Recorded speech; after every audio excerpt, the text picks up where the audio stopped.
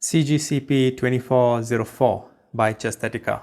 White has a rook, a pair of bishops and a pair of knights against black's rook, bishop, knight and pawn.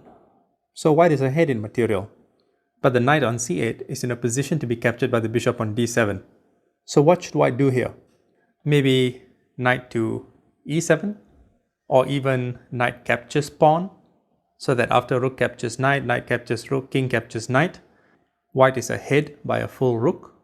And even more, after rook captures bishop, quite a few ways for white to proceed from the looks of things. But our challenge here is to find the best move. Let's take a look at the analysis.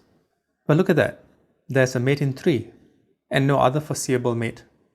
Or maybe those that will take much longer. So how does white win here?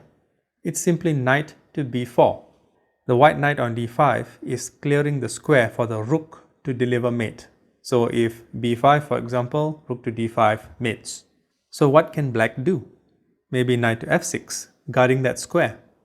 Alright, white moves to plan B, which is knight to a6 check. And now black has only one move, which is king to c6, and this is followed by a rook to d6 mate, or even knight to e7. Is there anything else black can do instead of knight to f6? Yes, how about bishop to e6? Well then, the same thing, knight to a6, king to c6, and here knight to e7 doesn't work because a rook can capture e7, the bishop moved out of the way, but rook to d6 mate still works. So if the rook can't mate on d5, it mates on d6. Anything else black can do? What about knight to e7?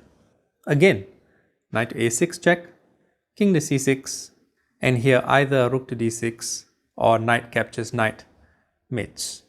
Looking back at the original position, do you think you would have seen the mate in 3? I suspect most players would have missed it. In any case, I hope you enjoyed.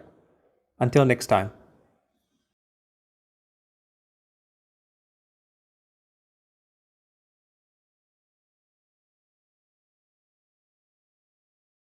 Chesthetica's Book of Chess Constructs, Volumes 1 through 5.